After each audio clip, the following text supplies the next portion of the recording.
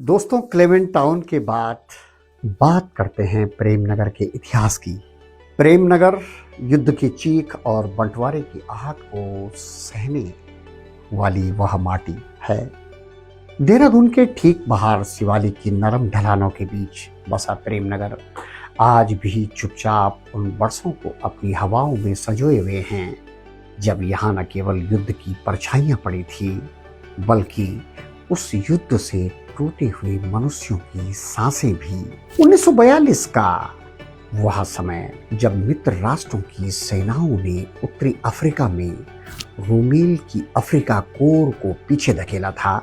हजारों जर्मन और इतालवी सैनिक युद्धबंदी बनकर मिडिल ईस्ट होते हुए भारत की ओर भेजे गए। उनमें से लगभग 2000 जर्मन, 1800 इतालवी और करीब 200 नागरिक महिलाएं, बच्चे, कुछ गैर लड़ाकू पुरुष को देहरादून के इस हिस्से में लाया गया। प्रेमनगर में ब्रिटिश प्रशासन ने पहले से ही तैयार पड़े 50 हेक्टेयर के उस परिसर को तेजी से तारबंदी कर 7 विंग और 14 बैरक में विभाजित करके एक विशाल युद्धबंदी शिविर POW कैंप में बदल दिया था। शिविर की संरचना सैन्य के अनुशासन और पदक्रम की सख्त नक्काशी थी।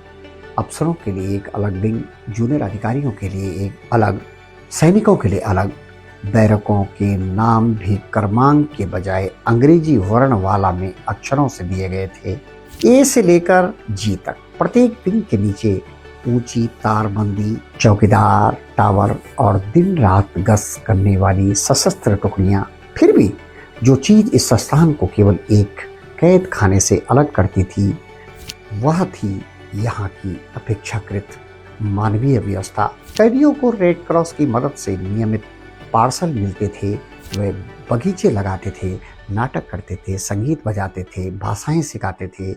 इतालवी कैदी तो यहाँ स्थानीय पहाड़ी महिलाओं के साथ दोस्ती भी कर बैठे थे। वह दोस्ती जो कभी कभी चिट्ठियों तक सीमित रहती थी और कभी कभी आंखों में बरसों तक जीवित रहती थी। युद्ध समाप्त होने पर अधिकांश युद्धबंदी 1946-47 में अपने देश लौट गए। कई मन में देहरादून की शांत वादियों, ठंडी सुबहों और उन अनजान भारतीयों की स्मृति रह गई जो कभी कभी तार के पार से मुस्कुरा देते थे। फिर आया 1947, वही माटी, वही बैरक, वही तारबंदी। इस बार दुश्मन नहीं बल्कि अपने ही देश के टुकड़े होने से बेघर हुए लोग यहाँ आए।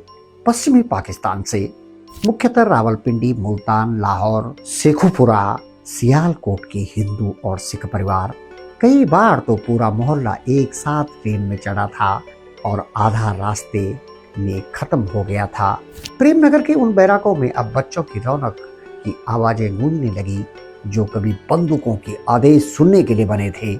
महिलाएं चूल्हा जलाने के लिए लकड़ी के टुकड़े इकट्ठा करती। पुरुष दिन भर देहरादून शहर में काम की तलाश में भटकते। शाम को लौटते तो हाथ में आटा, चावल और कुछ सब्जियां होती। धीरे धीरे यही लोग इस माटी से जुड़ गए। कुछ ने दुकानें खोली, कुछ ने स्कूल के लिए बच्चों को पढ़ाने का काम शुरू किया, कुछ ने छोटी मोटी फैक्ट्रियां लगाई।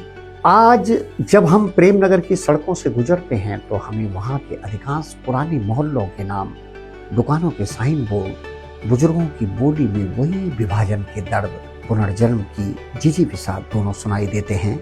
रावलपिंडी का एक परिवार यहाँ आकर कपूर जनरल स्टोर बनाता है तो मुल्तान से आए लोग पंजाब मिठाई भंडार के नाम से अपनी पहचान बनाते हैं। नाम बदल जाते हैं पर उस मिट्टी की याद नहीं बदलती। प्रेमनगर की यह दोहरी गवाही बहुत गहरी है। एक बार यहाँ मनुष्य को बंदी बनाकर रखा गया था क्योंकि वे दूसरे थे। दूसरी बार यहाँ मनुष्य को शरण दी गई क्योंकि वे अपने थे पर घर खो चुके थे। दोनों बार यही माटी चुपचाप खड़ी रही, न कोई सवाल किया, न कोई शर्त लगाई, बस सहती रही युद्ध की थकान को, बंटवारे की चीख को और फिर नए जीवन की पहली सांस को। शायद इसीलिए आज भी जब शाम ढलती है और प्रेमनगर की गलियों में पुरानी रेडियो की आवाज निकलती है तो लगता है कि कोई दूर बैठा जर्मन सैनिक अभी भी हारमोनियम पर लिली मार्लिन की धुन छेड़ रहा है और कोई 1947 का शरणार्थी उसी धुन के साथ चुपचाप आंखें मूंदकर अपने खोए हुए घर की गंध सूंघ रहा है। दोनों के बीच केवल 50 हेक्टेयर की वह माटी खड़ी है, चुप, गंभीर और अनंत तक धैर्यवान। दोस्तों, हमारा यह एपिसोड आपको यदि पसंद आया हो तो कृपया हमारे फेसबुक पेज शीशपाल गोसाई को फॉलो करें और यूट्यूब चैनल शीशपाल गोसाई को सब्सक्राइब करें। ऐसी ही कथाएं लाने में हमें आगे मदद मिलेगी। तब तक के लिए धन्यवाद।